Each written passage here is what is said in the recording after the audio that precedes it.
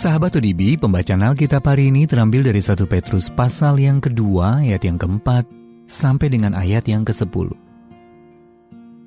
1 Petrus pasal yang kedua, ayat yang keempat sampai dengan ayat yang ke-10. Dan datanglah kepadanya batu yang hidup itu, yang memang dibuang oleh manusia, tetapi yang dipilih dan dihormat di hadapan Allah. Dan biarlah kamu juga dipergunakan sebagai batu hidup untuk pembangunan suatu rumah rohani, bagi suatu imamat kudus untuk mempersembahkan persembahan rohani yang karena Yesus Kristus berkenan kepada Allah. Sebab ada tertulis dalam kitab suci, sesungguhnya aku meletakkan di Sion sebuah batu yang terpilih, sebuah batu penjuru yang mahal, dan siapa yang percaya kepadanya tidak akan dipermalukan. Karena itu bagi kamu yang percaya, ia mahal, tetapi bagi mereka yang tidak percaya, batu yang telah dibuang oleh tukang-tukang bangunan telah menjadi batu penjuru, juga telah menjadi batu sentuhan, dan suatu batu sandungan. Mereka tersandung padanya karena mereka tidak taat kepada firman Allah, dan untuk itu mereka juga telah disediakan.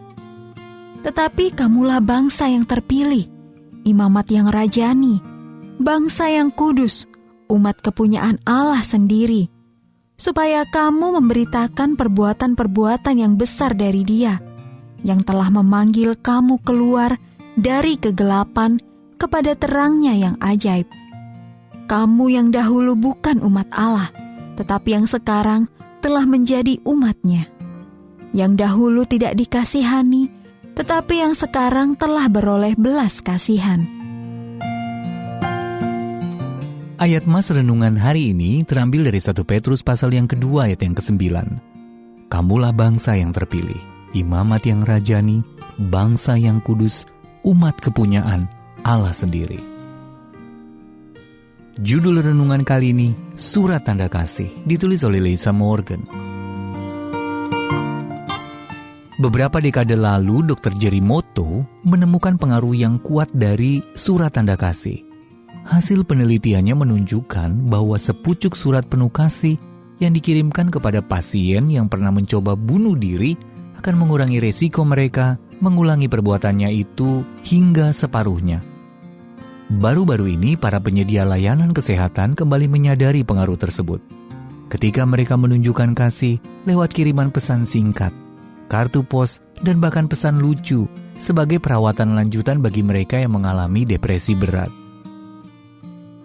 21 kitab dalam Alkitab sesungguhnya adalah surat yang ditulis sebagai tanda kasih dan perhatian kepada orang-orang percaya, di abad pertama yang menghadapi berbagai pergumulan. Paulus, Yakobus, Yohanes menulis surat-surat tersebut untuk menjelaskan dasar-dasar iman dan ibadah, serta menjabarkan cara-cara menyelesaikan konflik dan membangun kesatuan. Akan tetapi Rasul Petrus secara khusus menulis surat kepada orang percaya yang sedang dianiaya oleh Kaisar Romawi, Nero.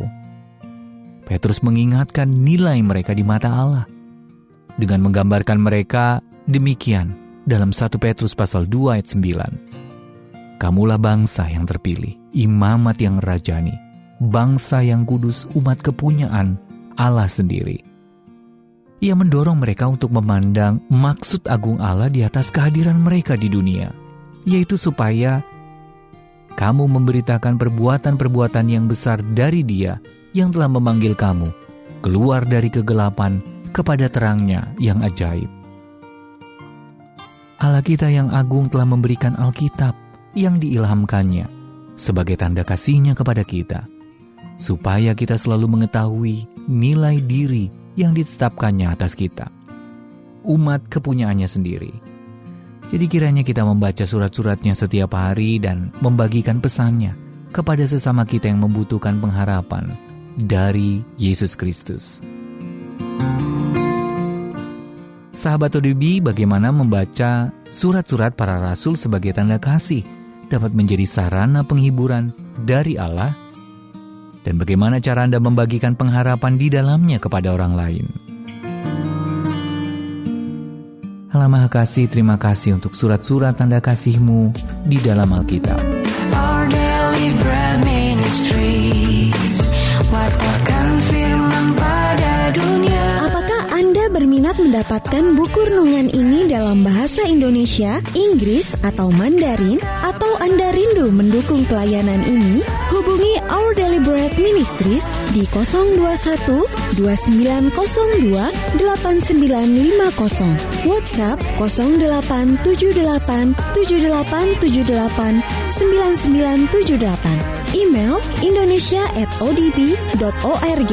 Tuhan Yesus memberkati. Let God's word spread to the nation.